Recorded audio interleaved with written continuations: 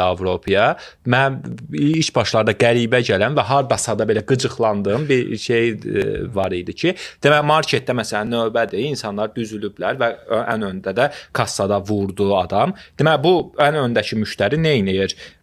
Götürür o aldığı məhsulları, çantasını açır, içindən bir dənə şey çıxartdı, paket çıxartdı, onları yerləşdirdi, yox nəsə düz olmadı, təzədən açdı, yerləşdirdi falan və biz də belə durmuşuq ki, o görə işini bitirsin, biz sonra yaxınlaşaq kassaya və bizdə belə deyil də, biz alırıq, qırağa çəkilirik, sonra qıraqda nəsə düzənləməyə başlayırıq. Sonra mən fikir verdim ki, oradakı arxada duran insanlar nəinki qıcıqlanmırlar, heç olan vecdə də deyil. Yəni, səs çıxarmazlar, amma ən azından falan nəsə eləyərlər də, onu da eləmirlər. Belə durublar, bu belə də olmalıdır.